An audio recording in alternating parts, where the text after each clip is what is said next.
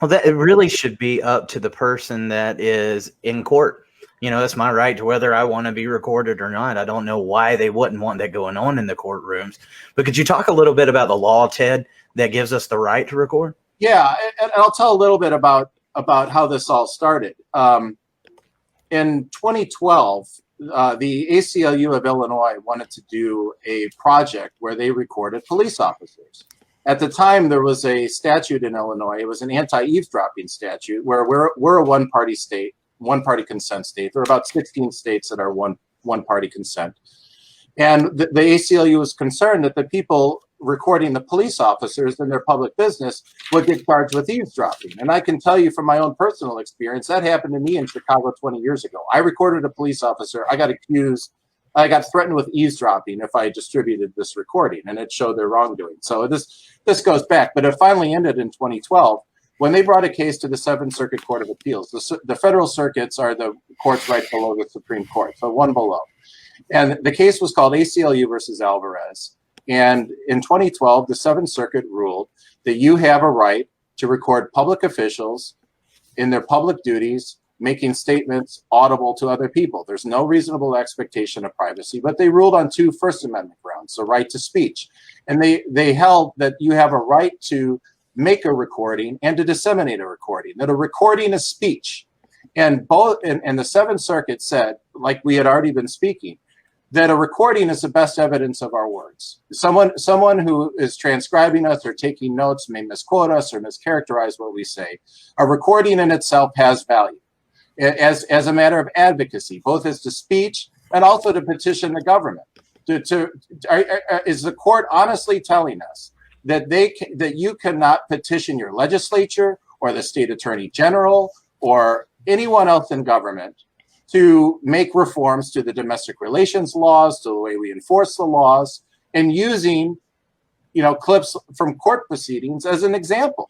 Like I said, in the second day of Zoom recordings in Lake County, I have a judge on video violating a father's due process rights. He was not found to be on no finding against him, not even a hearing. Said, no, we're just going to wait.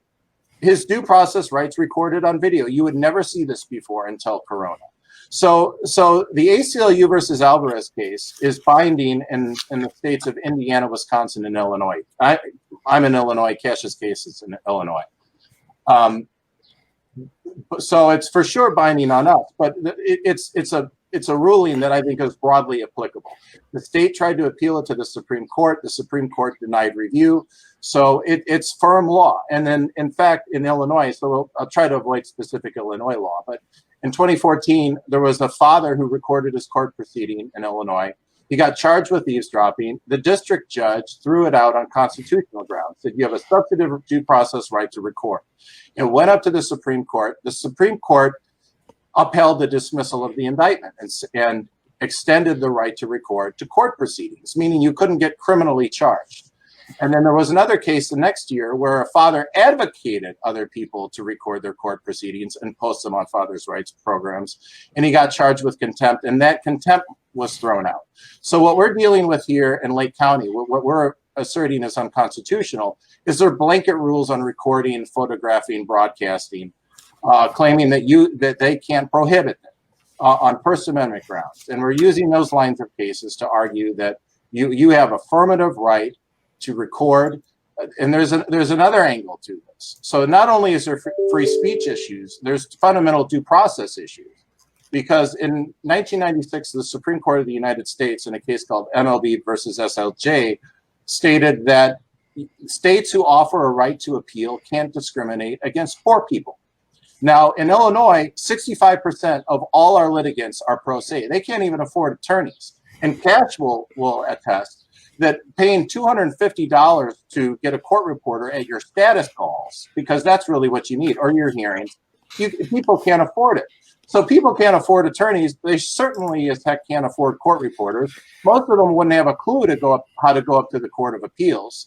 So what Lake and Cook County and other counties are doing by not having recording systems, some courts in Illinois have recording systems. I've been in courts where they record. It's a fundamentally different environment.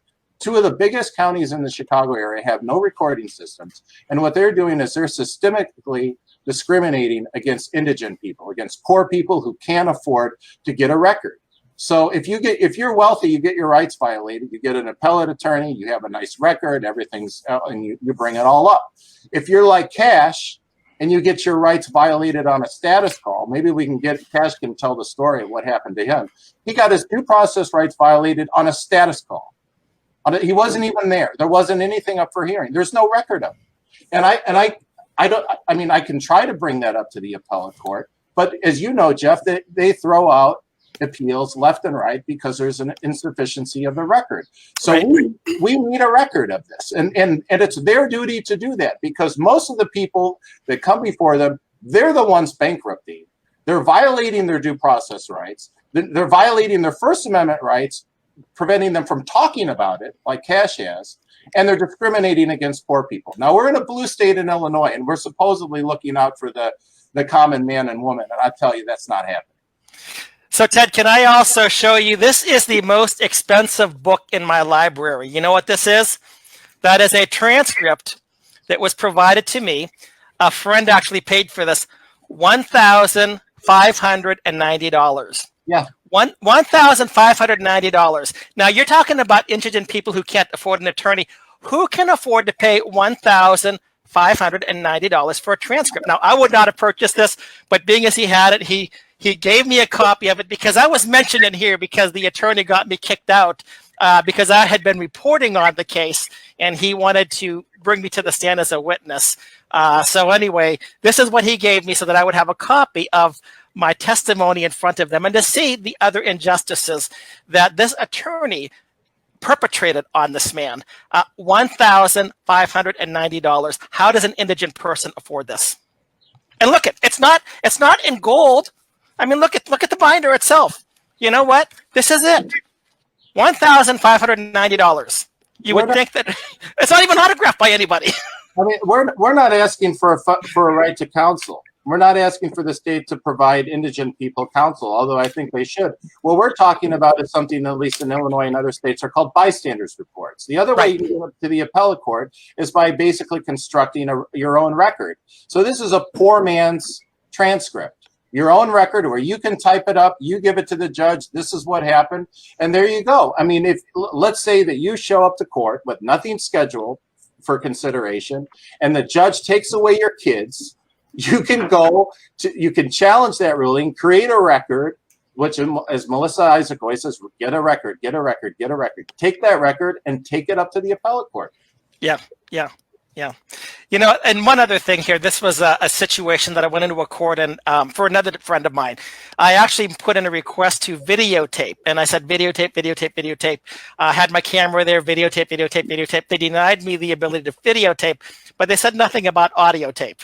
So we still have a recording of that as well. They denied my videotaping it. But, you know, why do you have to go through these legal, why do you have to go through these shenanigans?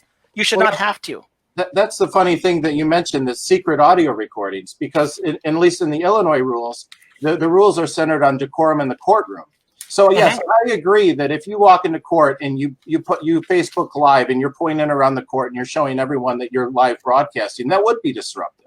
Right. But a surreptitious recording where the judge doesn't even know they're being recorded, I think is probably the most legitimate way to record. Is to do it. If they don't even know, there's no harm being done. Absolutely. And you're protecting the person who's requesting it. So anyway, I'll stop there. Ted, I want to ask you about the Massachusetts Supreme Court's opinion on your right to post on Facebook. Well, that certainly affects you, Eric. And by the way, congratulations for how far you've come in 6 months or so. It's incredible. But there's a similar line. I mean, there's a pattern developing, and the Supreme Court in Massachusetts just last month issued a ruling on First Amendment grounds that said that a court can't ban you from talking about your case on Facebook. Okay. Obviously, I mean, we're all trying, and people like Kash in particularly are trying to get people to speak out. And the funny thing is that most of us who have cases, I've been involved in this, I don't want to go and talk about my family life. I don't want to talk about my ex-spouse. what my problem that I have are with the officials that are doing it to me, the public persons, the people who should know better, the people that are profiteering off it. And so, I mean, the Massachusetts case had to do more with, someone talking about his case to his community, and there was an order that says, no, you can't disparage the other party, and the Supreme Court of Massachusetts threw that out, said the court can't prevent that, you have a fundamental right. The problem that the court did is that for somehow the Supreme Court of Massachusetts said that the state has an interest in protecting the children from their parents publicly disparaging one another. I don't get that. I think that's horrible. I don't think the state has any business in this. And they sort of encourage what are called private non-disparagement agreements, which are, at least in Northern Illinois, pushed on people all the time as a matter of course. They want you to sign away your rights. Where if you have a six-pack of beer in your refrigerator, or you use foul language, you drop an F-bomb while you're on the phone, then all of a sudden you're going to be in court defending yourself on contempt. And gee, who likes that? The courts, who take complete control of your life, and the attorneys that make their living on motions. So, the court says that these private agreements are okay. Maybe they are from a legal standpoint, but anyone that ever voluntarily gets into one of these agreements, I fear for you. Get out of them, void them. Do not ever subject yourself. The object in this is to keep the state out of your life, not to have the state deciding, whether you can have someone over at your house, let's say a live-in girlfriend, or having a bottle of wine on your counter. I mean, that's what some of these orders prevent. So the good thing about Massachusetts on balance is that they acknowledge that you do have First Amendment rights to speech. And that's very similar to what we're bringing in Lake County on the right to record. A right to record is a form of speech. Hey, Ted, also, I don't know if you're aware of this, but the Attorney General of the state of Texas has also issued some opinions, and or maybe it was an amicus brief on behalf of a person regarding the right to post things on Facebook and to talk about an issue. It was the Prado case regarding CPS. I don't know if you're familiar with it, but I can send that to you if you want me to. That'd be great. Okay.